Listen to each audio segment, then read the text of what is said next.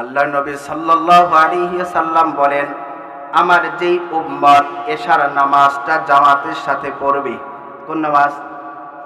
এশার নামাজটা জামাতের সাথে আদায় করবে, আবার ফজরের সময় ঠান্ডা পানি দিয়ে ওযু করে লেপ কাঁথার মায়া বাদ দিয়ে, অসুস্থতার দোহাই বাদ দিয়ে ফজরের নামাজটা জামাতের সাথে আদায় করবে, এশাও জামাতে, ফজরটাও জামাতের সাথে আদায় করবে, তার আমল নামায় সারা রাত নফল নামাজ পড়লে যে সওয়াব হইতো, সেই সওয়াবটা তার আমল নামায় লিখে দেওয়া হবে।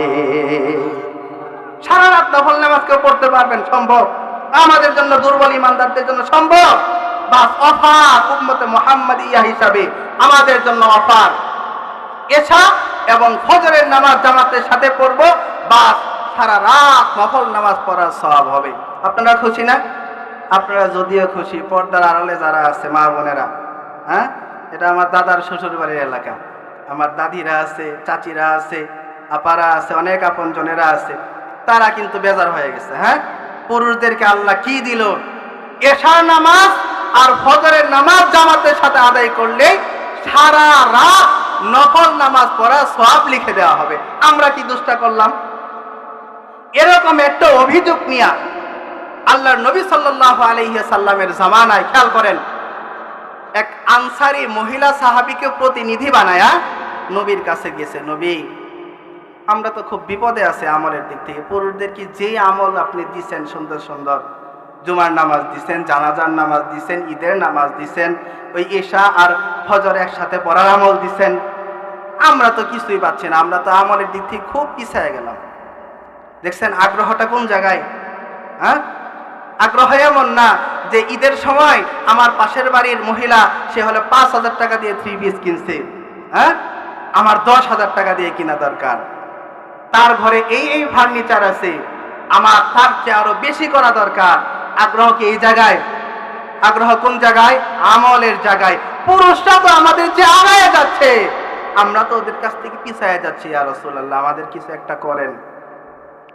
মুসলমান বাবাজিরা মনোযোগ লাগান, পর্দার অন্তরালের চাচিরা, মায়েরা, বোনেরা, খালারা, দাদিরা মনোযোগ লাগান। আল্লাহর নবী ওই সাহাবী মহিলাকে, প্রতিনিধি সাহাবী মহিলাকে ডেকে বললেন, তোমাদের স্বামীরা, তোমাদের ভাইয়েরা, তোমাদের বাবারা যখন তারা মসজিদে যায় জুমার নামাজ আদায় করবার জন্য, এশার নামাজ আদায় করবার জন্য, ফজরের নামাজ আদায় করবার জন্য, ওরা যে পাঞ্জাবিটা গায়ে দিয়ে যায় সেটা ধুয়ে দেয় কে? আনসারী মহিলা বলতেছে, ইয়া রাসূলুল্লাহ, আমরাই তো দেই।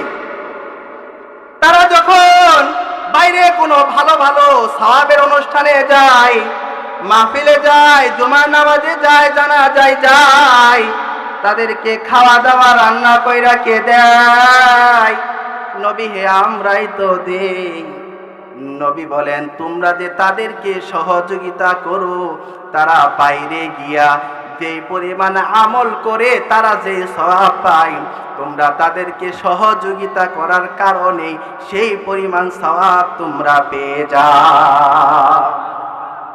এই জন্য মায়েরা মনোযোগ লাগান, খেয়াল করেন, দাদিরা, চাচিরা খেয়াল করেন, যদি আপনি চান আপনার আমল নামাজেও সারা রাত নফল নামাজের সওয়াব লেখা হোক, আপনার স্বামীকে আর এশার সময় বাড়িতে নামাজ পড়তে দেওয়া যাবে না, যাও মসজিদে যাও, আমার সওয়াবের দরকার আছে। আবার যদি চান, বাস আমার স্বামী এশার নামাজ জামাতের সাথে ঠিকই পড়ছে, ফজরের নামাজে নাক ডাইকা ঘুমাইতেছে না, ঘুমানো যাবে না, তুমি যদি ঘুমাও তাহলে আমার আমল নামা খালি যাবে, আজকে কোনো নফল থাকবে না, আমি তো যাওয়ার সুযোগই নাই।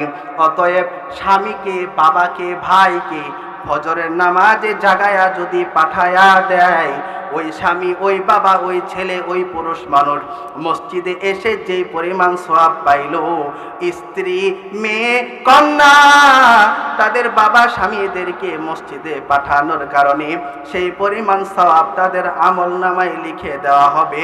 খুশি হইলে সবাই জোরে সুরে বলেন সুবহানাল্লাহ।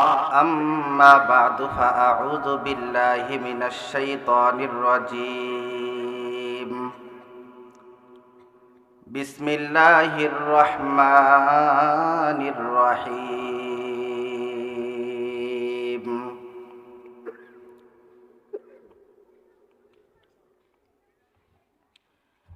ইন্নাল্লাযীনা আমানু ওয়া আমিলুস সালিহাতি কানাত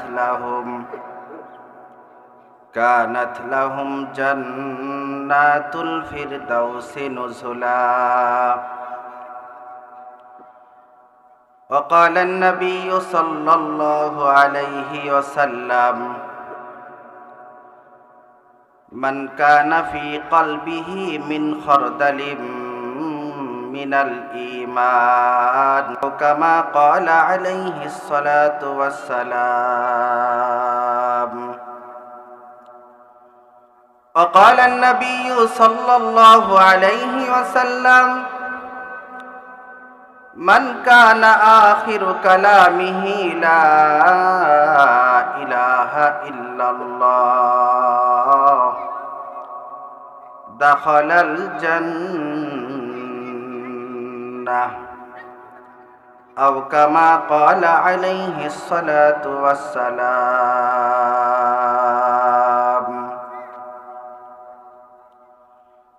صدق الله مولانا العظيم وصدق رسوله النبي الكريم ونحن على ذلك لمن الشاهدين والشاكرين والذاكرين والحمد لله رب العالمين.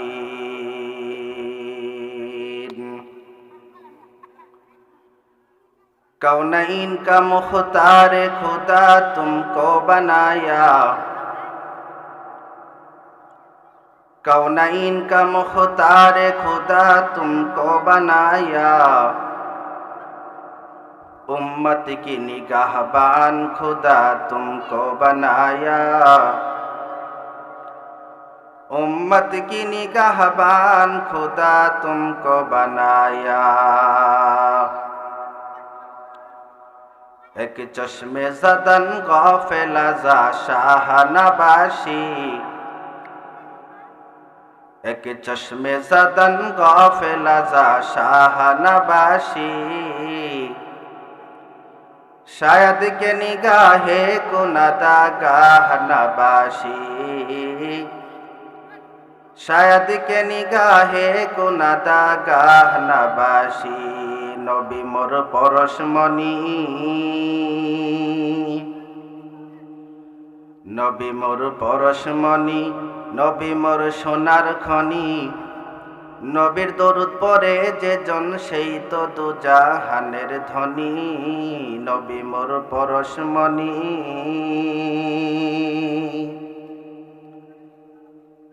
ও নামে সুর ধরিয়া পাখি যাই গান গাহিয়া, ও নামে সুর ধরিয়া পাখি যাই গান গাহিয়া, ও নামে মজনু হলো, ও নামে মজনু হলো মাওলায় আমার কাদের গনি. নবী মোর পরশমণি, জবান খুলে সবাই, নবী মোর পরশমণি, নবী মোর সোনার খনি, নবীর দরুদ পড়ে যে জন সেই তো দুজাহানের ধনী. দুরূদ শরীফ পড়ি. আল্লাহুম্মা সাল্লি আলা মুহাম্মাদ ওয়া আলা আলি মুহাম্মাদ কামা সাল্লাইতা আলা ইব্রাহিম ওয়া আলা আলি ইব্রাহিম ইন্নাকা হামিদুম মাজিদ. اللهم بارك على محمد وعلى آل محمد كما باركت على إبراهيم وعلى آل إبراهيم إنك حميد مجيد. একটু জিকির করি লা ইলাহা, জোরে লা ইলাহা,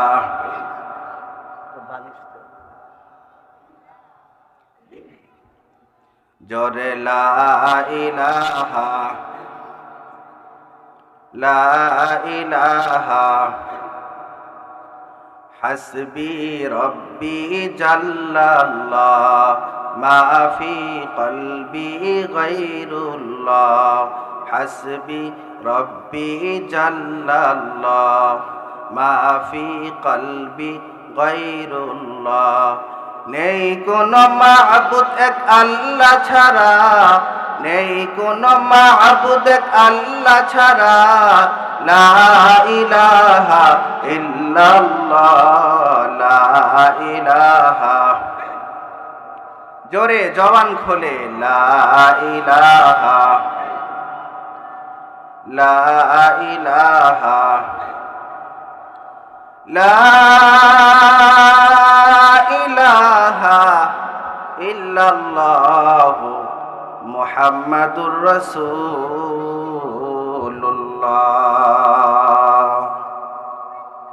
সাল্লাল্লাহু আলাইহি ওয়া আলা আলিহি ওয়া আসহাবিহি ওয়া বারাকা ওয়া সাল্লাম। তালিমুল কোরআন আল ইসলামিয়া মাদ্রাসা ও এলাকাবাসীর উদ্যোগে হাফেজ ছাত্রছাত্রীদের পাগড়ি প্রদান উপলক্ষে তৃতীয় বার্ষিক ওয়াজ মাহফিলের সম্মানিত সভাপতি হযরত মাওলানা আবু বকর সিদ্দিক সাহেব, সহকারী মৌলভী ভাইডাঙ্গা আলিম মাদ্রাসা, প্রধান অতিথি, বিশেষ অতিথি, আমন্ত্রিত উলামায়ে কেরাম, আমার সামনে উপবিষ্ট অত্র এলাকার সম্মানিত মোমেন মুসলমান ভাই, বৃদ্ধ বাবাজিরা, স্নেহের কচিকাচারা, পর্দার অন্তরালে অবস্থানরতা শ্রদ্ধেয়া সম্মানিত মা ও বোনেরা, সবার প্রতি রইল আমার আন্তরিক শুভেচ্ছা ও অভিনন্দন। সম্মানিত উপস্থিতি, আমি দীর্ঘ কোনো কথা আপনাদের সামনে বলবো না। দূর দূরান্ত থেকে মেহমানরা আসবেন, ওনারা আপনাদেরকে প্রাণ ভরে মন খুলে আপনাদেরকে ইনশাআল্লাহ তারা আলোচনা শোনাবেন। আমি আপনাদের এলাকার সন্তান হিসাবে মুরব্বীদের নির্দেশ পালনার্থে আপনাদের সামনে বসে গেছি। আমাদের দূরের মেহমানরা স্টেজে আসার আগ পর্যন্ত আপনাদের সামনে আমি কিছু দ্বীনি মুযাকারা করার নিয়ত করেছি। ওমা তৌফিকি ইল্লা বিল্লাহিল আলিয়্যিল আযীম ওয়া তাওয়াক্কালতু আলাল্লাহ। আল্লাহ পাক রব্বুল আলামিনের দরবারে শুকরিয়া জ্ঞাপন করছি যে মহান রব্বুল আলামিন অত্যন্ত দয়া করে, মায়া করে, ভালোবেসে রহমতের চাদরে আবৃত করে আপনাকে আমাকে জালিসুর রহমান জান্নাতের বাগানে উপস্থিত হওয়ার জন্য তৌফিক দান করলেন। এজন্য সকলে মন থেকে জোরে সোরে বলে আলহামদুলিল্লাহ। যেই জবান দিয়ে শুকরিয়া আদায় করলাম, সেই জবান আমাদেরকে কে দিয়েছেন? যার সুস্থতার নিয়ামত ভোগ করে এখানে আসলাম। অনেক মানুষ আছে অসুস্থ হয়ে হাসপাতালের বেডে বেডে শুয়ে আছে না? অনেক মানুষ আছে ইচ্ছা থাকা সত্ত্বেও আসতে পারে নাই, বিভিন্ন কাজে পড়ে গেছে। আবার অনেক মানুষ আছে আসলেও বাহিরে ঘোরাফেরা করতেছে। এই যে এখানে যে আমরা এসে বসতে পারলাম, এটা আমাদের শরীরের শক্তি আছে, বাহুতে বল আছে, এই জন্য পারছি? বলেন, এই জন্য পারছি না। এটা বিশ্ব জগতের প্রতিপালক মহান রব্বুল আলামিনের আপনার আমার প্রতি দয়া। যে মালিক আপনাকে আমাকে দয়া করলেন, সেই মালিককে খুশি করার দরকার আছে না নাই? সেই মালিককে খুশি করবার উদ্দেশ্যে সবাই জোরে সোরে বলেন আলহামদুলিল্লাহ। আরো জোরে বলেন আলহামদুলিল্লাহ। এই যে এতক্ষণ যেভাবে আমার কাছে ছিলাম, এদিকে ছিলেন, আমি আলোচনা শেষ করা পর্যন্ত যদি একটু এদিকেই থাকেন, আমার দিকে একটু মনোযোগ রাখেন, তাহলে আমার কথা বলতে সহজ হবে। আর স্নেহের কচিকাচারা তোমাদেরকে বলতেছে, এই যে তোমরা যদি কথা বলো এভাবে, তাহলে কথা বলা যাবে না। কিন্তু তোমরা একটু চুপচাপ সহকারে কথাগুলো মনোযোগ দিয়ে শুনো ইনশাআল্লাহ। আমি একটা সহজ বিষয়ে কথা বলার নিয়ত করছি। আল্লাহ পাক রব্বুল আলামিন পবিত্র কোরআনে কারীমের মধ্যে বলেন, ইন্নাল্লাযীনা আমানু ওয়া আমিলুস সালিহাত। খেয়াল করেন, আল্লাহ বলে নিশ্চয়ই যারা ঈমান আনয়ন করেছে ওয়া আমিলুস সালিহাত এবং নেক কাজ করেছে। কয়টা গুণ বলেন না, একটু কথা বলেন, কয়টা গুণ? দুইটা। এক নাম্বার গুণ হলো ঈমান এনেছে, দুই নাম্বার গুণ হলো সৎ কাজ করেছে, নেক কাজ করেছে। যাদের ভিতরে এই দুইটা গুণ আছে, দুইটা গুণ থাকবে, আল্লাহ পাক রব্বুল আলামিন তাদের পুরস্কার ঘোষণা করেছেন। আল্লাহ বলেন কানাত লাহুম জান্নাতুল ফিরদাউসি নুজুলা। কাল কিয়ামতের ময়দানে তাদেরকে আপ্যায়ন করার জন্য, তাদেরকে সংবর্ধনা দেওয়ার জন্য আমি আমার জান্নাতুল ফিরদাউস তাদের জন্য প্রস্তুত করে দিলাম। কথা একবারে সহজ না? গুণ কয়টা? দুইটা। ঈমান আনতে হবে, নেক কাজ করতে হবে। দুইটা গুণ যদি অর্জন করতে পারি, চূড়ান্ত সফলতা। সেটা কি? আল্লাহর তৈরি জান্নাতুল ফিরদাউসের মালিক হওয়া যাবে। আপনাদের সামনে নবীজির অনেকগুলো হাদিস থেকে দুই একটি হাদিস তেলাওয়াত করেছি। আল্লাহ নবী সাল্লাল্লাহু আলাইহি ওয়াসাল্লাম বলেন মান কানা ফি কলবিহি মিন খারদালিম মিনাল ঈমান। নবী বলেন যার অন্তরে সরিষা দানা পরিমাণ ঈমান থাকবে, সে ওই ঈমানটার কারণে যদিও গুনাহগার হয়, জাহান্নামের আগুনে শত শত লক্ষ কোটি বৎসর যদিও জ্বলে, ওই যে ভিতরে যে সরিষা দানা পরিমাণ ঈমান ছিল, ওই ঈমানটার কারণে একদিন না একদিন আল্লাহর তৈরি জান্নাতে প্রবেশ করবেই করবে ইনশাআল্লাহ। আপনাদের ভিতরে, আমাদের ভিতরে ঈমান আছে না নাই? ঈমান আছে কিনা একটু টেস্ট করি। আজকে যে আপনারা এখানে উপস্থিত আছেন, হয়েছেন, যে উপস্থিত হওয়ার কারণে খুশি হয়েছেন না বেজার হয়েছেন? যারা খুশি হয়েছেন আল্লাহকে দুইটা হাত দেখায় দেন। আমার সাথে বলেন, আমি বলবো নারায়ে তাকবীর, আপনারা কি বলবেন? নারায়ে তাকবীর। দিন ইসলাম, দিন ইসলাম, দিন ইসলাম, দিন ইসলাম। আল কোরআনের আলো, আল হাদিসের আলো। আর একটু দূরে জ্বালানো যায় না? ঘরে ঘরে জ্বালাইলাম, ইউনিয়ন পরিষদে জ্বালাইলাম, মনে করেন একবারে সংসদেও যদি জ্বালাই কোরআনের আলো, ভালো হয় না খারাপ হয়? ভালো হয়। বলেন আল কোরআনের আলো,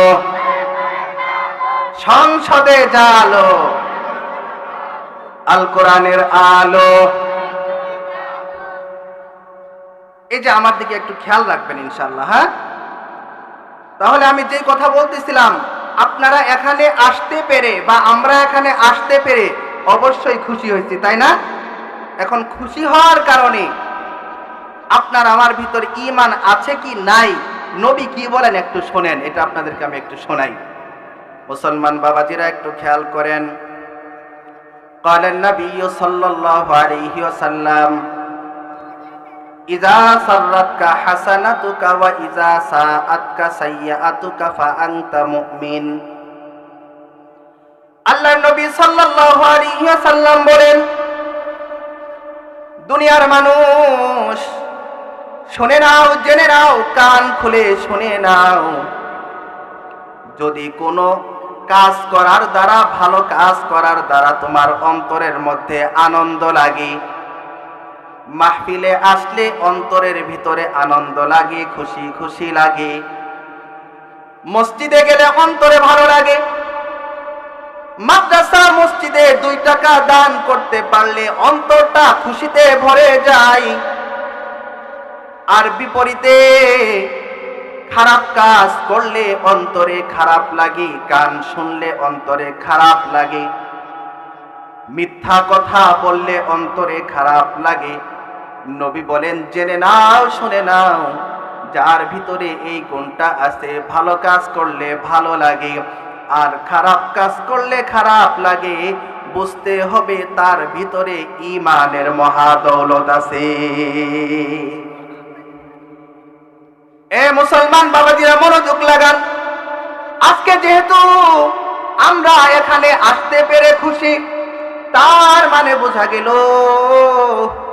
আমাদের ভিতরে ঈমানের আলো আছে, আর যার ভিতরে ঈমানের নূর আছে, যদিও সেইটা হয় সরিষা দানা পরিমাণ, ওই সরিষা দানা পরিমাণ ঈমানটা তাকে একদিন না একদিন আল্লাহর তৈরি জান্নাতের মধ্যে নিয়ে যাবে। বুখারী শরীফের হাদিস, আব্দুল্লাহ ইবনে মাসউদ রাদিয়াল্লাহু তাআলা আনহু বলেন, আল্লাহ তাআলা যখন সবাইকে জান্নাতে নিবেন, যাদের ভিতরে ঈমান ছিল, কিয়ামতের দিনে তো দুই ভাগ হবে, একদল জান্নাত আর একদল জাহান্নাম। আর কিছু ঈমানদারকে গুনাহের প্রায়শ্চিত্ত করার জন্য তাদেরকে জাহান্নামে দেওয়া হবে। এই জাহান্নাম থেকে উঠাতে উঠাতে উঠাতে উঠাতে আর যখন কোনো ঈমানদার থাকবে না, সর্বশেষ যেই ঈমানদারকে উঠানো হবে জাহান্নাম থেকে, উঠায়া জান্নাতের দিকে নেওয়া হবে, তার ভিতরে সরিষা দানা পরিমাণ ঈমান থাকবে, বলে সুবহানাল্লাহ। সে জাহান্নাম থেকে আযাব ভোগ করে উঠবে, এক পাও ফেলবে পড়ে যাবে, আবার উঠবে, আরেক পাও ফেলবে পড়ে যাবে, চলতে থাকবে জান্নাতের দিকে, আস্তে আস্তে আগাইতে থাকবে। এতকাল পর্যন্ত সে আযাব ভোগ করেছে, কষ্ট সহ্য করেছে জাহান্নামের মধ্যে, শরীরের অবস্থা একেবারে খারাপ হয়ে যাবে। সে আস্তে আস্তে হাঁটতে থাকবে, যাইতে থাকবে, দেখবে কুদরতি ভাবে একটা গাছ, সুন্দর গাছ দেখা যায়, গাছের নিচে একটা নহর আছে, সুন্দর একটা নদী দেখা যায়। এবার আল্লাহ পাক রব্বুল আলামিনের কাছে ওই সর্বশেষ জান্নাতি, যে যার ভিতরে সরিষা দানা পরিমাণ ঈমান আছে, সেই সর্বশেষ জান্নাতি আল্লাহর কাছে আরজি জানাবে, আল্লাহ ওই গাছটার কাছে কি আমাকে একটু যেতে দেওয়া যায়? আমি ওখানে গিয়ে আমার যে শরীরের ময়লা আছে এগুলো একটু ধুয়ে পরিষ্কার করে নিতাম। আল্লাহ পাক রব্বুল আলামিন তাকে বলবেন, হ্যাঁ তোমাকে সেখানে যেতে দিব, তবে শর্ত আছে। শর্ত হলো তুমি আর কোনো কিছু আমার কাছে চাইতে পারবা না। সে বলে, হ্যাঁ আল্লাহ ঠিক আছে, আমি আপনার কাছে আর কিছুই চাইবো না। আল্লাহ তাআলা তাকে ওই গাছ পর্যন্ত, ওই ঝর্ণা পর্যন্ত, ওই নদী পর্যন্ত, নহর পর্যন্ত যাওয়ার সুযোগ দিবেন। সে যাবে, যাওয়ার পরে সে লক্ষ্য করবে তার সামনে আরেকটা সুন্দর গাছ দেখা যায়, এর চেয়েও সুন্দর। এবার সে আল্লাহকে বলবে, আল্লাহ আপনি যদি আমাকে ওই গাছের কাছে যাইতে দিতেন। আল্লাহ বলবেন, তুমি না বললা, আমার সাথে কথা দিয়েছো যে বাস এটাই তোমার শেষ চাওয়া? বলবে, আল্লাহ আপনি তো আরহামুর রাহিমিন, দয়া করে যেহেতু আমার মতো পাপীকে, যার ভিতরে ঈমানের কিচ্ছু নাই, সামান্য একটা অংশ আছে, আমার মতো পাপীকে যেহেতু আপনি জাহান্নাম থেকে উঠাইছেন, অতএব দয়া করে একটু ওই জায়গায় যাইতে দেন। আল্লাহ পাক রব্বুল আলামিন বলবেন, যাইতে দিতে পারি, এখানেও ওই আগের শর্ত, আর কিছু চাওয়া যাবে না। বললো, হ্যাঁ ঠিক আছে। এবার সে সেখানে গেছে। মুসলমান বাবাজিরা মনোযোগ লাগান, বুখারী শরীফের হাদিস, আব্দুল্লাহ ইবনে মাসউদ রাদিয়াল্লাহু তাআলা আনহু বলেন, সে যাই না ওই গাছের কাছে যাবে, গাছের কাছে গিয়া দেখতে পাবে মুমিনদের চির সুখের ঘর, তার সামনে জান্নাতুল ফেরদাউস রাখা আছে। সে বাইরে থেকে জান্নাতের নাজ নিয়ামতগুলো দেখতে থাকবে। সে আল্লাহকে বলবে, মালিক ওই যে জান্নাত দেখা যায়, এত সুন্দর নিয়ামত দেখা যায়, আমাকে কি একটু সেখানে যেতে দেওয়া যায় নাকি? এবার আল্লাহ পাক রব্বুল আলামিন তাকে বলবেন, এই জায়গায় যেতে দিলেই কি তুই খুশি নাকি? বলে, হ্যাঁ আমি খুশি। আল্লাহ বলবেন, এই জায়গা না, তোর ভিতরে যে ঈমানের নূর আছে, ওই নূরটার কারণে এই যেই দুনিয়াতে ছিলি, ওই দুনিয়ার 10 দুনিয়া সমান জান্নাতের মালিক তোকে বানায়া দিলাম। এই কথা যখন বলবে, মনে করেন, বুঝেন, কিছু মিস্ত্রি আছে না, রাজমিস্ত্রি ধরেন, কামের কিচ্ছু বুঝে না, যে লোক কাজে নেয় তারই হলো মনে করেন কন্ট্রাক্টারি করা লাগে, দেখায় দেওয়া লাগে, এটা এইভাবে করা লাগবো, এই কই বস্তা সিমেন্ট দেওয়া, এই কই বস্তা বালু দেওয়া লাগবো, এই কয়টা সিমেন্ট দেওয়া লাগবো। মালিক যে ও যদি বইলা দেয় তাহলে মিস্ত্রি কাজ করতে পারে, এমন কিছু মিস্ত্রি সমাজে আছে না? মনে করেন মিস্ত্রির দিন হাজিরা হলো 800 টাকা, ওরে মানুষ 400 টাকা দিয়েই নেয় না। আপনি 400 টাকা দিয়ে না নিয়ে যখন তাকে নিলেন কাজের জন্য, মজুরি যখন আপনি দিবেন, 800 টাকা হলো সর্বোচ্চ মিস্ত্রির মজুরি, ওকে মানুষ 300-400 টাকা দিয়েই নেয় না। যখন আপনি যদি তাকে মজুরি দেওয়ার সময় বলেন, তুই তো খুব কষ্ট করে কাজ করলি, তোর বেতন, তোর মজুরি আজকে আমি 50,000 টাকা দিতে চাই, সে কি বলবে? আপনি আমার সাথে না খুশি হবে না, সে বলবে ঠাট্টা করতেছেন আমার সাথে, কাজ মনে হয় খুব খারাপ হয়েছে না, এজন্য আপনি আমার 400 টাকা দিয়ে মানুষ আমাকে নিতে চায় না, আপনি আমাকে 50,000 টাকা মজুরি দিতে চান। এবার ওই যে সর্বশেষ জান্নাতি, সে আল্লাহকে বলবে, আই রব্বি আতাস্তাহজিউ মিন্নি ওয়া আনতা রব্বুল আলামিন, আপনি বিশ্বজগতের প্রতিপালক হয়ে আমাকে আপনি জাহান্নাম থেকে মুক্তি দেন না, উঠানোর পরে গাছের কাছে একটু যাইতে চাই তাই যাইতে দেন না, জান্নাতে একটু দেখতে চাই তাই দেখতে দেন না, একটা জান্নাতে একটু যাইতে চাই, আর আপনি বলেন আমাকে 10 দুনিয়া সমান জান্নাত দিবেন।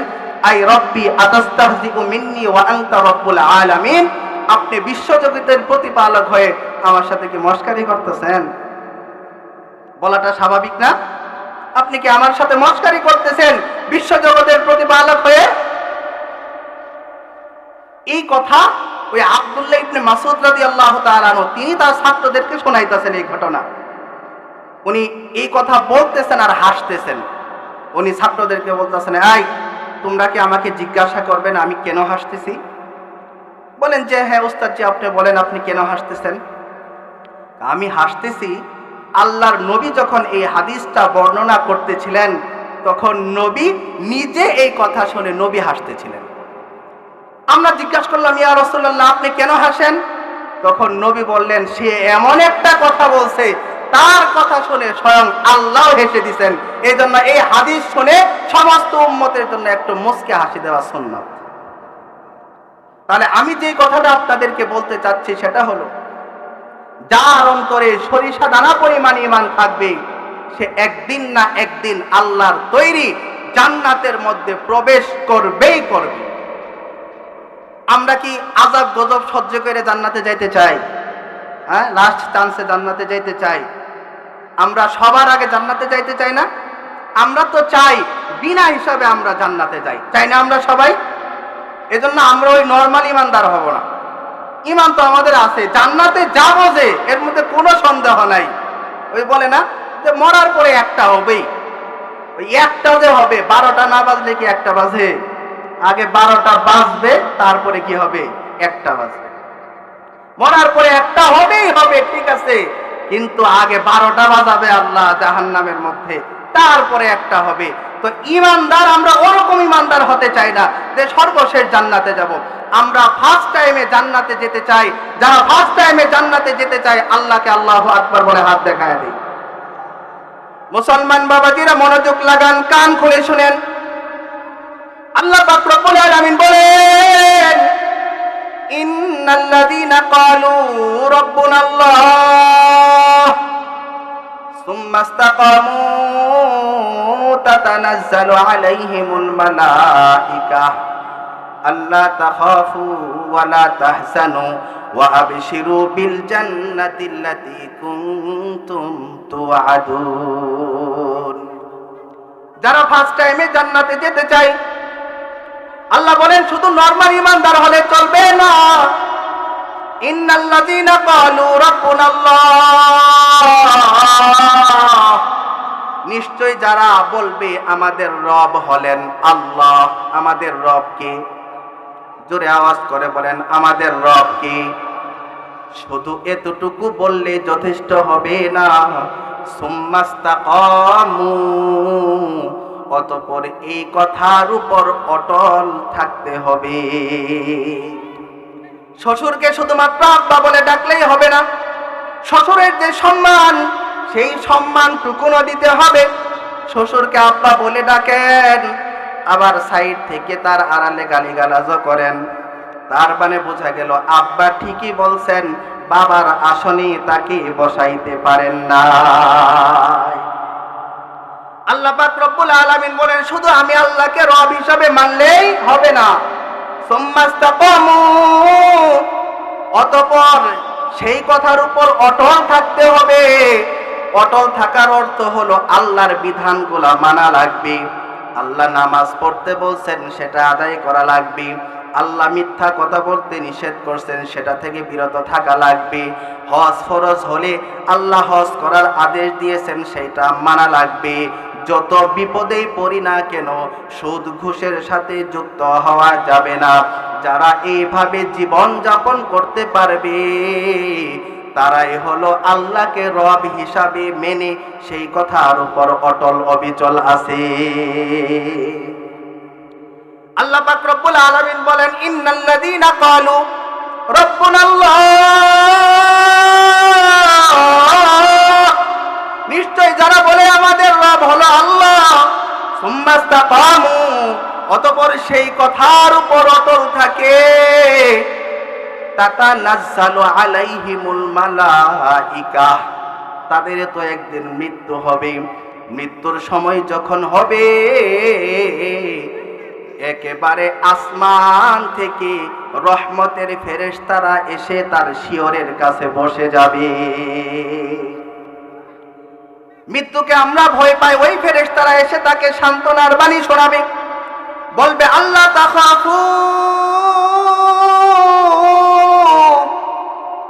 মৃত্যুকে নিয়ে ভয় পাও যে আজরাইল জোরে চাপ দিবে, তুমি আল্লাহকে না রব হিসাবে মানছো, তুমি না আল্লাহকে রব হিসাবে মেনে সেই কথার উপর অটল আছো, তোমার কোনো চিন্তা নাই, চিন্তা নাই, চিন্তা নাই।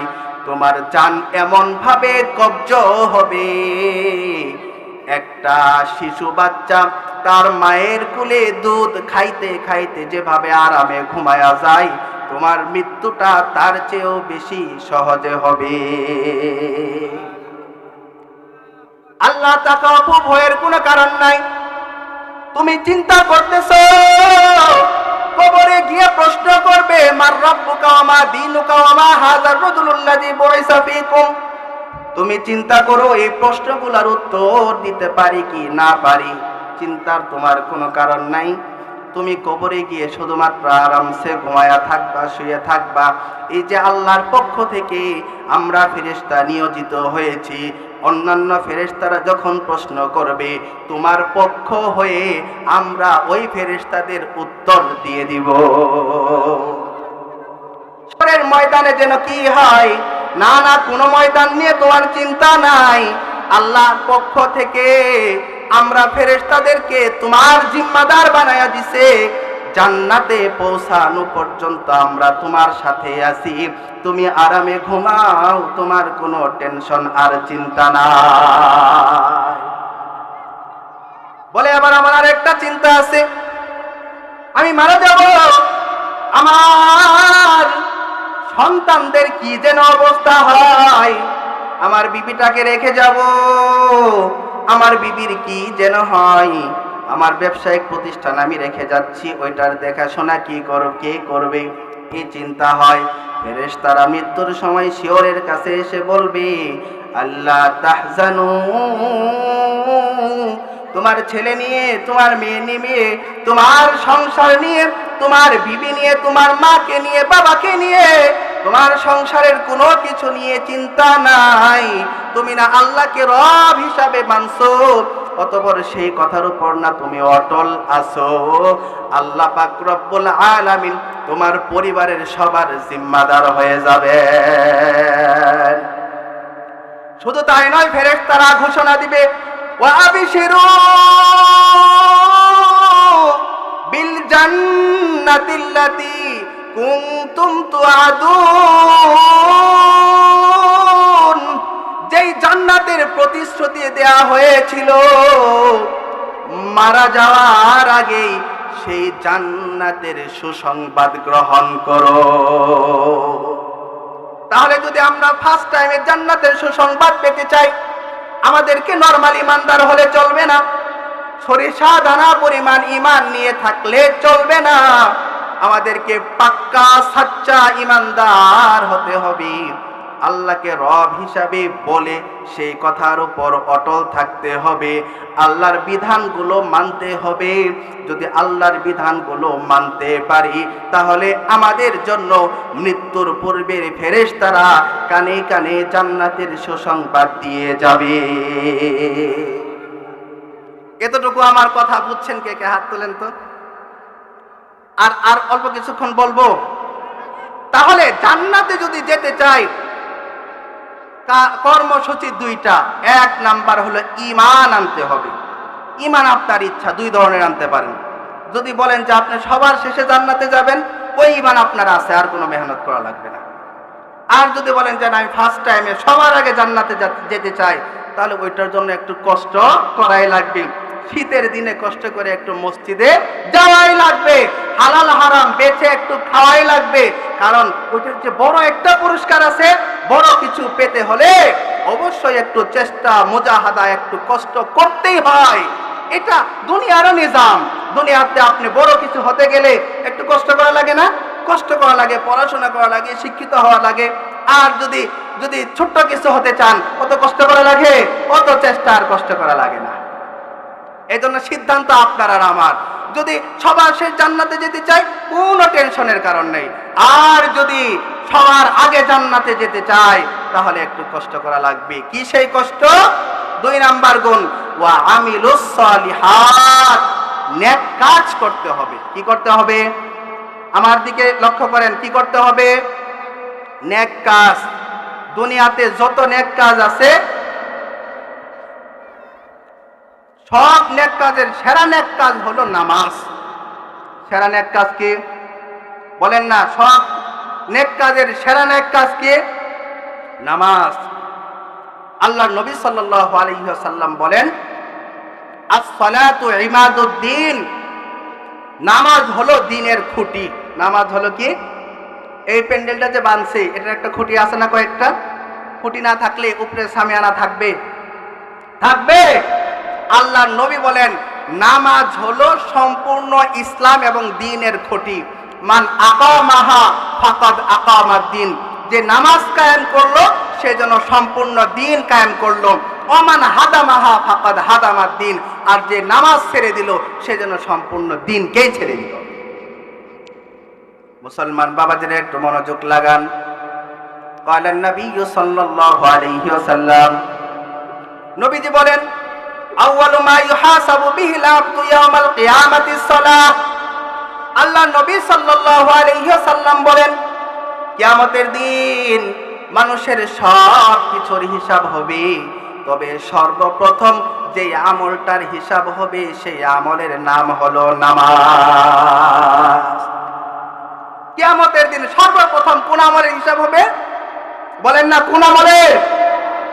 নামাজের হিসাব হবে। এই জন্য নামাজকে বলো না আমার কাজ আছে, বরং কাজকে বলো আমার নামাজ আছে। গাড়ি চালায়, রিক্সা চালায়, খেতে খামারে কাজ করি, ডিউটি করি, অফিস করি, দোকানদারি করি, চাকরি করি, কত কিছুই করি। যখন নামাজের সময়টা হয়ে যায়, তখন সঙ্গে সঙ্গে নামাজ যদি হাজিরা দিতে পারি, কাল কিয়ামতের ময়দানে আপনার আমার জন্য আল্লাহর পক্ষ থেকে কনফার্ম জান্নাত ঘোষণা থাকবেন। বলেন সুবহানাল্লাহ। আমরা কিছু আমল করে শর্টকাটে জান্নাতে যাইতে পারি। কিছু আমল করে শর্টকাটে জান্নাতে যাওয়ার জন্য একটা প্রস্তুতি গ্রহণ করতে পারি। কয়েকটা আমল বলবো কয়েকটা আমল। এই আমলগুলা শোনার জন্য, করার জন্য 1 নাম্বার শর্ত হলো নামাজ আগে পড়া লাগবে, তারপরে বাকি আমল। ইনশাআল্লাহ নিয়ত করা যায় না যে আগামীকাল থেকে যত শীতই থাক, আগামীকাল থেকে আমরা একটা ওয়াক্ত নামাজও ছাড়বো না। আল্লাহ, আপনার এই কোরআনের প্যান্ডেলের মধ্যে আমরা নিয়ত করলাম, আপনি আমাদেরকে তৌফিক দেন। যাদের যাদের নিয়ত করতে মনে চায় তারা আল্লাহকে 2টা হাত দেখায় দেন। আল্লাহ, আপনি আপনার এই বান্দাদের হাতকে কবুল করেন। আমি সহ সবাইকে নিয়মিত 5 ওয়াক্ত নামাজ জামাতের সাথে আদায় করার তৌফিক দান করেন। সবাই বলে আমিন। মুসলমান বাবাজিরা খেয়াল করেন, 1 নাম্বার আমল নামাজের পরে আল্লাহ নবী সাল্লাল্লাহু আলাইহি ওয়াসাল্লাম বলেন, মান ক্বারাআ আয়াতাল কুরসি, দুবুরা কুল্লি সালাতিন মাকতুবা। আল্লাহর নবী সাল্লাল্লাহু আলাইহি ওয়াসাল্লাম বলেন, আমার যেই বান্দা, আমার যেই বান্দি প্রত্যেক ফরজ নামাজের পরে আয়াতুল কুরসি পড়বে, আল্লাহু লা ইলাহা ইল্লা হুয়াল হাইয়ুল কাইয়্যুম লা তাখুযুহু সিনাতু ওয়ালা নাওম। সামনে আরো আছে, আল্লাহর নবী বলেন, আমার যে উম্মত ফরজ নামাজের পরে 5 ওয়াক্ত ফরজ নামাজের পরে আয়াতুল কুরসি পড়বে, সে মৃত্যুবরণ করতে দেরি, আল্লাহর তৈরি জান্নাতে প্রবেশ করতে দেরি হবে না। শর্টকাটে জান্নাতে যাওয়ার মাধ্যম। প্রত্যেক ফরজ নামাজ পড়ব আর বাস আয়াতুল কুরসি পড়ব। আয়াতুল কুরসি যারা নিয়মিত পড়বে, নবী বলেন তার মাঝে আর জান্নাতের মাঝে পর্দা হলো মৃত্যু। এই যে আমাদের প্যান্ডেল আর মাদ্রাসার বিল্ডিং ঘরের মধ্যে যেমন পর্দা হলো, একটা পর্দা দেওয়া আছে যার কারণে মাদ্রাসার ঘরটা দেখা যাচ্ছে না, তদ্রূপ ভাবে যে ব্যক্তি আয়াতুল কুরসি নিয়মিত পাঠ করবে প্রত্যেক ফরজ নামাজের পরে, তার মাঝে আর জান্নাতের মাঝে পর্দা একটা পর্দা হলো মৃত্যু। সে মারা যেতে দেরি, আল্লাহর তৈরি জান্নাতে যেতে দেরি হবে না। বলেন সুবহানাল্লাহ। এটা করা যাবে? করা যাবে নিয়মিত। মুসলমান বাবাজিরা আর একটু খেয়াল করেন, নবীজি হাদিসের মধ্যে বলেন 2 নাম্বার আমল, আমার যে উম্মত 33 বার সুবহানাল্লাহ পড়বে। কয়বার? 33 বার সুবহানাল্লাহ, 33 বার আলহামদুলিল্লাহ, 33 বার আল্লাহু আকবার। অন্য বর্ণনায় আছে 34 বার আল্লাহু আকবার। তাহলে 33 33 33 3 33 99। আর একবার পড়বে লা ইলাহা ইল্লাল্লাহু ওয়াহদাহু লা শারীকা লাহ লাহুল মুলকু ওয়া লাহুল হামদু ওয়া হুয়া আলা কুল্লি শাইইন কাদির। এটা পরে 100 বার পূর্ণ করবে, তাহলে সুবহানাল্লাহ 33 বার, আলহামদুলিল্লাহ 33 বার, আল্লাহু আকবার 33 বার, আর একবার লা ইলাহা ইল্লাল্লাহ ওয়াহদাহু লা শারীকা লাহ লাহুল মুলকু ওয়া লাহুল হামদু ওয়া হুয়া আলা কুল্লি শাইইন কাদির। নবীজি বলেন, সমুদ্রের ফেনা পরিমাণও যদি তার পাপ থাকে, এই আমলটা ফরজ নামাজের পরে করার কারণে আল্লাহ তার জিন্দেগির সব গুনাহগুলো মাফ করে দিবে। খেয়াল করে শোনো, ফজরের নামাজের পরে, ফরজ নামাজের পরে আউযু বিল্লাহিস সামিউল আলিম মিনাশ শাইতানির রাজিম 3 বার। এরপরে বিসমিল্লাহ নাই হাদিসে, আউযু বিল্লাহিস সামিউল আলিম মিনাশ শাইতানির রাজিম, আউযু বিল্লাহিস সামিউল আলিম মিনাশ শাইতানির রাজিম, আউযু বিল্লাহিস সামিউল আলিম মিনাশ শাইতানির রাজিম 3 বার পড়ার পরে সূরাতুল হাশরের শেষ 3 আয়াত, ওয়াল্লাহুল্লাযী লা ইলাহা ইল্লাহু আলিমুল গায়বি ওয়াশ শাহাদাতি হুয়ার রহমানুর রহিম শেষ পর্যন্ত পড়বে। খেয়াল করেন, নবী বলেন, আমার যে উম্মত প্রত্যেক ফজর নামাজের পরে এই আমলটা করবে, আমলটা করার সঙ্গে সঙ্গে তার গুনাহ মাফ যাওয়ার জন্য আল্লাহ তাআলা 70,000 ফেরেশতা নিয়োগ দিয়ে দিবেন। শুধু তাই নয়, আরেকটা পুরস্কার, মাগরিবের আগে যদি তার ইন্তেকাল হয়ে যায়, ফজরের পরে পড়ছে, মাগরিবের নামাজের আগে তার ইন্তেকাল হয়ে গেছে, নবী বলেন তার সাধারণ মৃত্যু হবে না, তাকে শহীদ বলে ঘোষণা দিয়ে দেয়া হবে। ইগফারুশ শাহিদু ইল্লা দাইন, ঋণ ছাড়া শহীদের সমস্ত গুনাহ মাফ। নবীজি বলেন, আমার যে উম্মত মাগরিবের নামাজের পরে আবার এই আমলটা করবে, মাগরিবের নামাজের পরে আমলটা করার সাথে সাথে আবার তার গুনাহ মাফ চাওয়ার জন্য 70,000 ফেরেশতা নিয়োগ দিয়ে দেয়া হবে।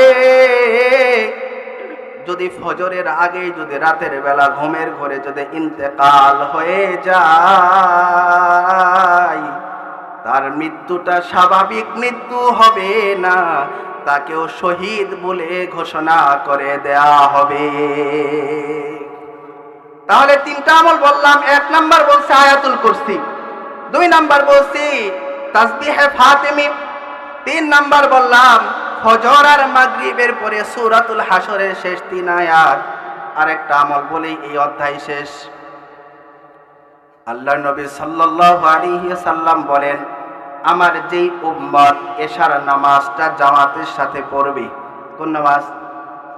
ইশার নামাজটা জামাতের সাথে আদায় করবে, আবার ফজরের সময় ঠান্ডা পানি দিয়ে ওযু করে লেপ কাঁথার মায়া বাদ দিয়ে অসুস্থতার দোহাই বাদ দিয়ে ফজরের নামাজটা জামাতের সাথে আদায় করবে, এশাও জামাতে ফজরটাও জামাতের সাথে আদায় করবে, তার আমল নামায় সারা রাত নফল নামাজ পড়লে যে সওয়াব হইতো সেই সওয়াবটা তার আমল নামায় লিখে দেওয়া হবে। সারা রাত নফল নামাজ কেউ পড়তে পারবেন? সম্ভব? আমাদের জন্য, দুর্বল ইমানদারদের জন্য সম্ভব? বাস অফার, উম্মতে মুহাম্মাদিয়া হিসাবে আমাদের জন্য অফার। এশা এবং ফজরের নামাজ জামাতের সাথে পড়ব, বাস সারা রাত নফল নামাজ পড়ার সওয়াব হবে। আপনারা খুশি না? আপনারা যদিও খুশি, পর্দার আড়ালে যারা আছে মা বোনেরা, হ্যাঁ, এটা আমার দাদার শ্বশুর বাড়ির এলাকা, আমার দাদিরা আছে, চাচিরা আছে, আপারা আছে, অনেক আপন জনেরা আছে, তারা কিন্তু বেজার হয়ে গেছে। হ্যাঁ, পুরুষদেরকে আল্লাহ কি দিল? এশার নামাজ আর ফজরের নামাজ জামাতের সাথে আদায় করলে সারা রাত নফল নামাজ পড়া সওয়াব লিখে দেওয়া হবে। আমরা কি দুষ্টা করলাম? এরকম একটা অভিযোগ নিয়ে আল্লাহর নবী সাল্লাল্লাহু আলাইহি সাল্লামের জামানায়, খেয়াল করেন, এক আনসারী মহিলা সাহাবীকে প্রতিনিধি বানায়া নবীর কাছে গেছে, নবী আমরা তো খুব বিপদে আছি আমলের দিক থেকে, পুরুষদের কি যে আমল আপনি দিছেন সুন্দর সুন্দর, জুমার নামাজ দিছেন, জানাজার নামাজ দিছেন, ঈদের নামাজ দিছেন, ওই এশা আর ফজর একসাথে পড়ার আমল দিছেন, আমরা তো কিছুই পাচ্ছি না, আমরা তো আমলের দিক থেকে খুব পিছিয়ে গেলাম। দেখছেন আগ্রহটা কোন জায়গায়? হ্যাঁ, আগ্রহ এমন না যে ঈদের সময় আমার পাশের বাড়ির মহিলা সে হলো 5,000 টাকা দিয়ে 3 পিস কিনছে, হ্যাঁ, আমার 10,000 টাকা দিয়ে কিনা দরকার, তার ঘরে এই ফার্নিচার আছে, আমার তার চেয়ে আরো বেশি করা দরকার। আগ্রহ কি এই জায়গায়? আগ্রহ কোন জায়গায়? আমলের জায়গায়। পুরুষরা তো আমাদের চেয়ে আগায় যাচ্ছে, আমরা তো ওদের কাছ থেকে পিছায় যাচ্ছি। ইয়া রাসূলুল্লাহ, আমাদের কিছু একটা করেন। মুসলমান বাবাজিরা মনোযোগ লাগান, পর্দার অন্তরালের চাচিরা, মায়েরা, বোনেরা, খালারা, দাদিরা মনোযোগ লাগান।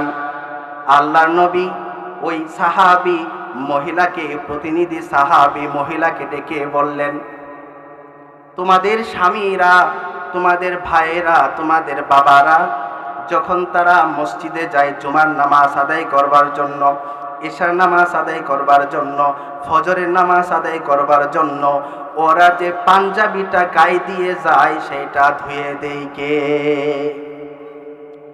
আনসারী মহিলা বলতেছে, ইয়া রাসূলুল্লাহ আমরাই তো দেই। তারা যখন বাইরে কোনো ভালো ভালো সওয়াবের অনুষ্ঠানে যায়, মাহফিলে যায়, জুমার নামাজে যায়, জানাজায় যায়, তাদেরকে খাওয়া দাওয়া রান্না কইরা কে দেয়? নবী হে আমরাই তো দেই। নবী বলেন, তোমরা যে তাদেরকে সহযোগিতা করো, তারা বাইরে গিয়া যে পরিমাণ আমল করে তারা যে সওয়াব পায়, তোমরা তাদেরকে সহযোগিতা করার কারণে সেই পরিমাণ সওয়াব তোমরা পেয়ে যাও। এই জন্য মায়েরা মনোযোগ লাগান, খেয়াল করেন, দাদিরা, চাচিরা খেয়াল করেন, যদি আপনি চান আপনার আমল নামাজেও সারা রাত নফল নামাজের সওয়াব লেখা হোক, আপনার স্বামীকে আর এশার সময় বাড়িতে নামাজ পড়তে দেওয়া যাবে না, যাও মসজিদে যাও, আমার সওয়াবের দরকার আছে। আবার যদি চান বাস আমার স্বামী এশার নামাজ জামাতের সাথে ঠিকই পড়ছে, ফজরের নামাজে নাক ডাইকা ঘুমাইতেছে না, ঘুমানো যাবে না, তুমি যদি ঘুমাও তাহলে আমার আমল নামা খালি যাবে, আজকে কোনো নফল থাকবে না, আমি তো যাওয়ার সুযোগই নাই। অতএব স্বামীকে, বাবাকে, ভাইকে ফজরের নামাজে জাগায়া যদি পাঠায়া দেয়, ওই স্বামী, ওই বাবা, ওই ছেলে, ওই পুরুষ মানুষ মসজিদে এসে যেই পরিমাণ সওয়াব পাইল, স্ত্রী, মেয়ে, কন্যা তাদের বাবা স্বামীদেরকে মসজিদে পাঠানোর কারণে সেই পরিমাণ সওয়াব তাদের আমলনামায় লিখে দেওয়া হবে। খুশি হইলে সবাই জোরে সোরে বলেন সুবহানাল্লাহ। মায়েদের পক্ষে বললাম, ঠিক না? তাহলে মোট কথা হলো, স্বামী আর স্ত্রী তারা আমলের একটা আত্মিক বন্ধনের নাম হলো স্বামী স্ত্রীর বন্ধন, না? আগের জামানায় এটা বেশি বাড়াবাড়ি ছিল। স্ত্রী স্বামীর সামনে যেমন একজন বান্দি, হোমটাটা দিয়া, মহারাজ, হ্যাঁ আপনার কি এটা লাগবে, ওটা লাগবে, ওটা লাগবে, মানে এমন অবস্থা, স্বামীকে সে বলে আপনি করে, আর স্বামী তাকে বলে তুই করে। এটা কেমন একটা খারাপ অবস্থা না? ওইটা বেশি খারাপ ছিল। আবার এখন ভালো হইতে হইতে এমন ভালো হওয়া হয়েছে না, স্বামী তার স্ত্রীকে তো নাম ধরে ডাকে, ঠিক আছে, স্ত্রীও তার স্বামীকে ডাক দিয়ে বলে এই ইমন, না এই রফিক, এই অমুক, এই তমুক। এটা একটা স্পষ্ট বেয়াদবি না? স্পষ্ট বেয়াদবি স্বামীর শানে। ওই আগেরটা আর এখনকারটা, এই দুইটা বাদ দিয়ে মাঝখানে যেটা আছে ওইটাই হলো আদব। স্বামীর নাম মুখে উচ্চারণ নিত না। আমরা ছাত্র কালেকশনে যাই, ছাত্রী কালেকশনে যাই, বাস তোমার নাম কি? আমার নাম লামিয়া। তোমার বাবার নাম কি? ছোট মানুষ বাবার নাম তো ঠিক মতো বলতে পারে না। অনেক মহিলা পর্দার আড়াল থেকে বলতেও চায় না তার স্বামীর নাম। এমন মহিলা আছে না? আর কিছু মহিলা বেহায়া মহিলা আছে, বাস স্পষ্ট দিনে দুপুরে সবার সামনে অমুকের বাপ, অমুকের বাপ, এগুলো সে বলার প্রয়োজন মনে করে না। অমুক নাম ধরে অমুক তমুক, ইমন, রফিক, আব্বাস, খালেদ, এগুলা বলে মানুষের কাছে তার স্বামীর নাম জাহির করে। এমন মহিলা আছে না? আছে। এটা করা যাবে। স্বামী স্ত্রী দুইজনের মধ্যে যেমন মহাব্বত আর ভালোবাসার সম্পর্ক, তদ্রূপ উভয়ের মাঝে শ্রদ্ধার সম্পর্ক আছে। ভালোবাসার সম্পর্কের পাশাপাশি শ্রদ্ধার সম্পর্ক আছে। আবার এমন শ্রদ্ধা না যে একজন বান্দি আর একজন হলো মুনিব, এমন শ্রদ্ধাও না। দুইটার মাঝখানে যেটা, এটাই। স্বামীদের উচিত স্ত্রীদের সঙ্গে ভালো ব্যবহার করা। নবীজি বলছেন, খিয়ারুকুম খিয়ারুকুম লিনিসাইহিম ওয়া আনা খিয়ারুকুম লিনিসাই। তোমাদের মধ্যে উত্তম হলে সে যে তার স্ত্রীর কাছে উত্তম। সারা গায়ের মানুষ তাকে ভালো বলে, মাতবর, প্রধান সাহেব, অমুক সাহেব, তমুক সাহেব, চেয়ারম্যান সাহেব, এমপি সাহেব, কিন্তু স্ত্রীর কাছে সে ভালো না। স্ত্রীর কাছে সে এতটাই জঘন্য সরে এইভাবে, বাস নবী বলেন, সে মানুষের কাছে যতই ভালো হোক, স্ত্রীর কাছে যেহেতু সরে আন সে ভালো না, অতএব আল্লাহ ঘোষণা দিবেন সে ভালো না। তদ্রূপ নারীদেরও এমন অবস্থা। নারী যদি ভালো হতে চায়, স্ত্রীর স্বামীর সার্টিফিকেট লাগবে। মুসলমান বাবাজিরা খেয়াল করেন, নবী সাল্লাল্লাহু আলাইহি ওয়াসাল্লাম, মায়েরা খেয়াল করেন, নবী বলেন, আইয়ুমা ইমরাআতিন মাতাত ওয়া যাওজুহা আনহা রাদিন দাখালাতিল জান্নাহ। নবী মুহাম্মদুর রাসূলুল্লাহ সাল্লাল্লাহু আলাইহি ওয়াসাল্লাম বলেন, যে নারী, যে স্ত্রী মারা যায় আর স্বামী জানাজার মাঠে দাঁড়ায়া অথবা মনে মনে বলে, আহারে আমার স্ত্রীটা খুব ভালো ছিল, আমি আমার স্ত্রীর উপর সন্তুষ্ট, নবী বলেন স্বামীর তার স্ত্রীর ব্যাপারে এই সন্তুষ্টি প্রকাশ করাটাই তার জান্নাতে যাওয়ার জন্য যথেষ্ট। স্বামী তার স্ত্রীর উপর খুশি, বাস এটাই তার জান্নাতে যাওয়ার জন্য যথেষ্ট। জাস্টিস আল্লামা মুফতি তাকি উসমানী দামাত বরকাতুহু, এই বাংলাদেশের সারা বিশ্বের সেরা মুফতিদের একজন জাস্টিস আল্লামা মুফতি তাকি উসমানী, পাকিস্তানের আমাদের যে জাতীয় মসজিদের খতিব হযরত মাওলানা মুফতি আব্দুল মালিক সাহেব, তিনি হলেন ওই জাস্টিস আল্লামা মুফতি তাকি উসমানী দামাত বরকাতুহুমের ছাত্র। বড় বৃদ্ধ মানুষ, ৮০-৮৫ বছর বয়স হবে, এখনো জীবিত আছেন। খেয়াল করেন মায়েরা, তার স্ত্রীর কাছে মহিলা সাংবাদিকরা গেছে। মহিলা সাংবাদিকরা গিয়ে জিজ্ঞাসা করছে, আপনাদের মধ্যে আপনার স্বামী তো অনেক বড় আলেম, আপনাদের দাম্পত্য জীবনটা আসলে কেমন কাটে? খেয়াল করেন, স্ত্রী বলতেছে সাংবাদিকদেরকে, আমাদের মধ্যে দাম্পত্য জীবন এতটাই মধুময়, তার কাছে আমি ৫০-৬০ বছর যাবৎ আছি, এই 50-60 বছরের জিন্দেগিতে সে আমাকে কোনো কাজের আদেশ এই পর্যন্ত দেয় নাই। কোনোদিন বলে নাই এক গ্লাস পানি নিয়ে আসো, কোনোদিন বলে নাই যে কাপড়টা ধুয়ে দাও, কোনোদিন বলে নাই ভাত বেড়ে দাও। এতটাই আমাদের মাঝে মধুর সম্পর্ক। খুব আশ্চর্যের বিষয় না? বুঝেন নাই? খুব আশ্চর্যের বিষয় না? 50-60 বছর যাবৎ সংসার করে কোনোদিন স্বামী তার স্ত্রীকে কোনো কাজের আদেশ দেয় নাই। মারাত্মক বিষয় না? মুসলমান বাবাজিরা মনোযোগ লাগান। এবার পরবর্তীতে যখন এটা পত্রিকায় ছাপছে, মুফতি তাকি উসমানী দামাত বরকাতুহুমের কাছে কৌতূহল বশত কিছু মানুষ জিজ্ঞাসা করছে, হুজুর আপনার স্ত্রী তো সাংবাদিকদের সাথে সাক্ষাৎকার দিছে, আপনি নাকি তাকে এই বিবাহিক জীবনের মধ্যে, দাম্পত্য জীবনে কোনোদিন নাকি কোনো কাজের আদেশ দেন না, এটা কেমনে সম্ভব? মায়েরা মনোযোগ লাগান, খেয়াল করেন, শোনেন। যাত্রী আল্লামা মুফতি তাকি উসমানী বলে, আমার স্ত্রীকে আমার আদেশ করার কি প্রয়োজন? আমি যখন দীর্ঘ সফর শেষ করে, বাইরের কাজ কর্ম শেষ করে যখন বাসায় ঢুকতাম, তখন সঙ্গে সঙ্গে তার সব ব্যস্ততা শেষ। আমার চোখের দিকে তাকায়া থাকে, আমার মুখের দিকে তাকায়া থাকে, আমার হাতের দিকে তাকায়া থাকে, আমার চেহারার দিকে তাকায়া সে বুঝে ফেলে এখন আমার পানি পান করা দরকার। আমার গায়ের দিকে তাকায়া সে বুঝে ফেলে আমার পাঞ্জাবিটা এখন ধোয়া দরকার। যদি বলার আগেই যদি হাজির থাকে, উপস্থিত থাকে, তাহলে 50-60 বছরের জিন্দেগিতে আদেশ করার কিসের প্রয়োজন? আর বলার আগেই তো হাজির, উপস্থিত, আদেশ করার কি প্রয়োজন? আরে মায়েরা একটু খেয়াল করেন, খেয়াল করেন। স্বামী এমন একটা জিনিস, যার সন্তুষ্টি আপনার জান্নাতে যাওয়ার সার্টিফিকেট। স্বামী অসন্তুষ্টি, বাস সব শেষ। আবার স্বামীরাও খুশি হয়, আর কোনো লাভ নাই। স্বামী জান্নাতে যাওয়ার জন্য স্ত্রী সার্টিফিকেটের দরকার। স্ত্রী যদি বলে আমার স্বামী ভালো ছিল না, সে শরঈভাবে আমার হক আদায় করে নাই, আপনার জান্নাতে যাওয়া কঠিন। তার মানে একজন আরেকজনের সাথে খুব সম্পৃক্ত। এজন্য মায়েদেরকে বলবো, নিজের স্বামীকে খুব খুশি রাখার চেষ্টা করবেন।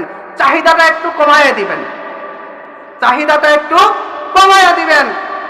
এই দুনিয়া চাহিদা পূরণের জায়গা না, চাহিদা পূরণের জায়গা না।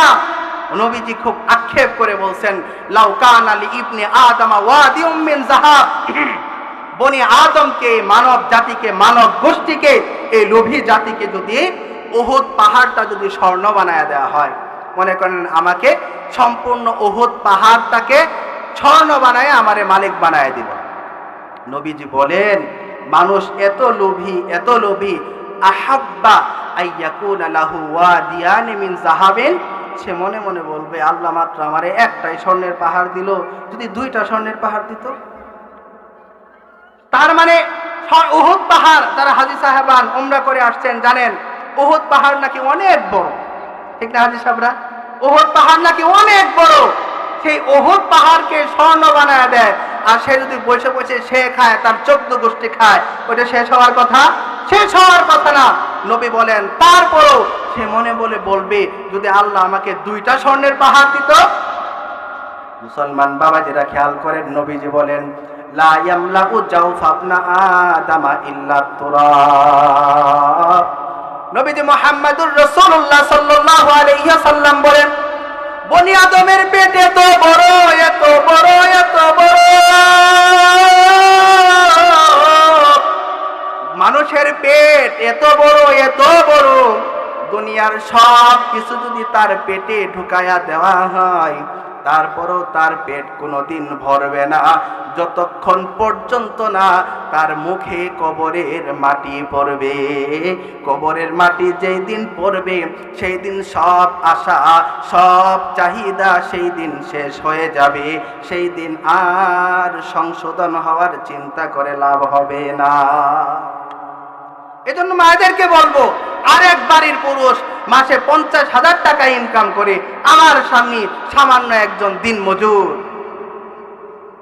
ওই 50,000 যার স্বামী ইনকাম করে সে তাকায়া থাকে 50 লাখ যে ইনকাম করে, 50 লাখ যে সে চিন্তা করে আমি যদি এই দেশের প্রধানমন্ত্রী হইতে পারতাম, প্রধানমন্ত্রী বাংলাদেশের প্রধানমন্ত্রী চিন্তা করবে আমি যদি ভারতেরও প্রধানমন্ত্রী হইতে পারতাম, ভারতেরটা চিন্তা করবে আমি যদি আমেরিকার হইতে পারতাম, আমেরিকারটা চিন্তা করবে আমি যদি সারা দুনিয়ারটা হইতে পারতাম, সারা দুনিয়ার যদি কেউ হয়ে যায় সে বলবে যদি আমি আরো পর জগৎ আরেকটা জগৎ এমন যদি থাকতো ওইটারও যদি আমি মন্ত্রী হইতে পারতাম। তার মানে মানুষের চাহিদা কোনোদিন শেষ হবে না, যা আছে তা নিয়ে সন্তুষ্ট থাকতে হবে, যা আছে তা নিয়ে সন্তুষ্ট থাকতে হবে। নবীজি বলেন সুখে থাকতে চাও উনজুরু ইলা মান হুয়া আসফালা মিনকুম, যে তোমার চেয়ে আর্থিক দিক থেকে নিচু, খেয়াল করেন, যে তোমার চেয়ে আর্থিক দিক থেকে নিচু। তোমার 20,000 টাকা ইনকাম, তুমি তাকাও 10,000-এর দিকে, 10,000 ইনকাম 5,000-এর দিকে, 5,000 ইনকাম 3,000-এর দিকে, 2,000 ইনকাম বেকারের দিকে তাকাও। যদি নিচের দিকে তাকাও ভিতরটা শান্তিতে ভরে যাবে, উপরের দিকে যদি তাকাও উপরের কোনো শেষ নাই, অতএব জীবনে আর কোনোদিন শান্তি পাবা না। এজন্য মায়েদেরকে বলবো নিজের স্বামী নিজের বাবার যা আছে তার উপরে সন্তুষ্ট থাকেন, নিজের স্বামী নিজের বাবা এর উপর যা কিছু আছে তা নিয়ে সন্তুষ্ট থাকেন, তাহলে জীবনটা শান্তিতে ভরপুর হয়ে যাবে। এজন্য মুসলমান বাবাজিরা মনোযোগ লাগান।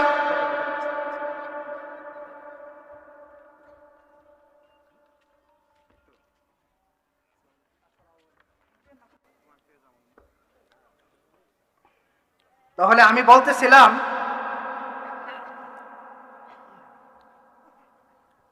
আমরা যদি জান্নাতি হতে চাই তাহলে কর্মসূচি কয়টা ভুলে গেছেন গা?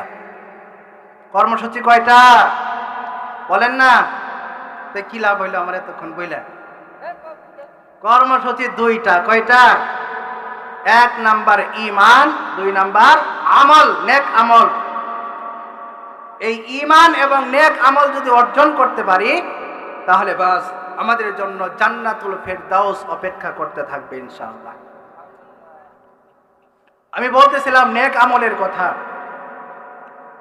নেক আমলের মধ্যে সর্বোত্তম নেক আমল হলো নামাজ। নামাজের কথা বলতেছিলাম। নামাজের পরে কিছু আমল আছে, সে আমলগুলোর কথা বলতেছিলাম। আয়াতুল কুরসি, সুবহানাল্লাহ 33 বার, তারপরে হলো সূরাতুল হাশরের শেষ 3 আয়াত, এশা এবং ফজরের নামাজ জামাতের সাথে আদায় করার ফজিলত। তারপরে নারীরা একটু বেজার হইল না, নারীদেরকেও বুঝ দিলাম। যাই হোক, আল্লাহ পাক রব্বুল আলামিনের দরবারে শুকরিয়া আদায় করতেছি যে মহান রব্বুল আলামিন আমাদেরকে দয়া করে মায়া করে ভালোবেসে এই দ্বীনি পরিবেশে আসার তৌফিক দান করেছেন। সকলে বলি আলহামদুলিল্লাহ। আমরা সবাই কবর পথের যাত্রী, ঠিক না? আহা, দুনিয়ার জন্য আমরা এতটাই ব্যস্ত।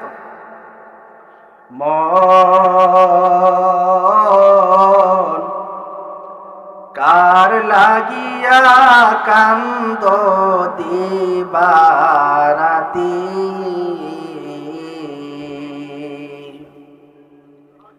ভেবে দেখো কেউ হবে না, ভেবে দেখো কেউ হবে না তোমার সঙ্গের সাথী।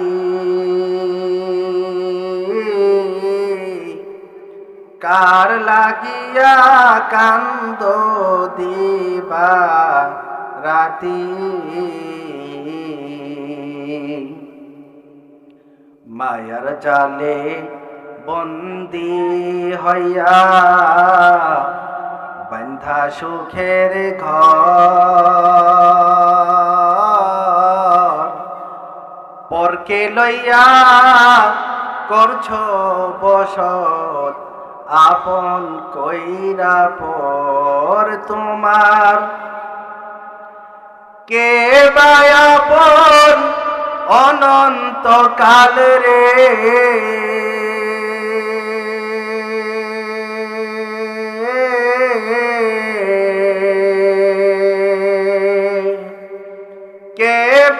আপন অনন্তকাল করলে কারে সাথী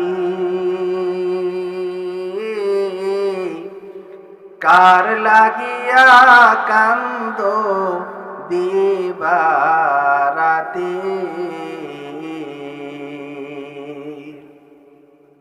মুসলমান বাবাজিরা মনোযোগ লাগান, খেয়াল করেন। এই দুনিয়াতে আমরা একদিন ছিলাম না, এখন আছি, ভবিষ্যতে থাকবো না। আমি বলতেছিলাম নেক আমলের কথা, আমি বলতেছিলাম নেক কাজের কথা। এতক্ষণ যে সমস্ত নেক কাজের কথা বললাম, মারা যাওয়ার সঙ্গে সঙ্গে সেই নেক কাজগুলা শেষ হয়ে যাবে। কিন্তু এমন কিছু নেক কাজ আছে মারা যাওয়ার সঙ্গে সঙ্গে ওই নেক কাজগুলা শেষ হয় না, বরং কিয়ামত পর্যন্ত কবরে শুয়ে শুয়ে ওই নেক কাজগুলার সওয়াব ভোগ করা যায়। নামাজ পড়ি প্রতিদিন, বাস আজকে যদি আমার কবর হয়ে যায়,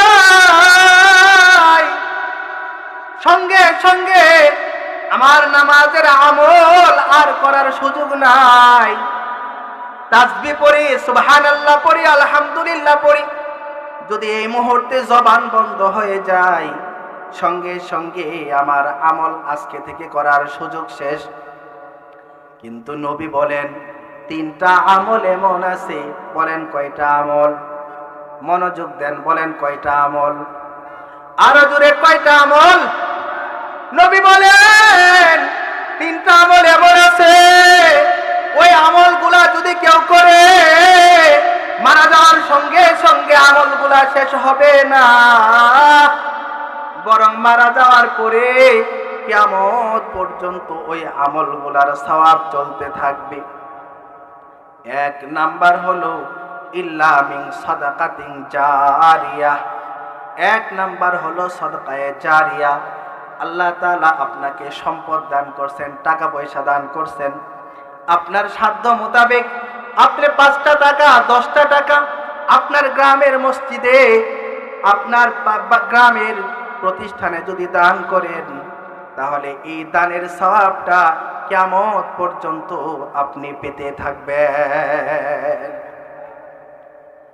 আল্লাহর নবী সাল্লাল্লাহু আলাইহি ওয়াসাল্লাম হাদিসের মধ্যে বলেন, যখন কোন বান্দা, যখন কোন বান্দি 10টা টাকা 5টা টাকা 2টা টাকা দান করে, আমরা দেখি মসজিদের দান বাক্সের মধ্যে দান করলো, আমরা দেখি মাদ্রাসার মুহতামিম সাহেবের হাতে দান করলো, আমরা দেখি মাদ্রাসার কমিটির হাতে টাকাটা পড়লো, আল্লাহর নবী বলেন না না না, ওই টাকাটা কোনো মানুষের হাতে পড়ে না, বরং সেই টাকাটা সরাসরি ফি ইয়াদির রহমান, দয়াময় আল্লাহর হাতের উপর পড়ে,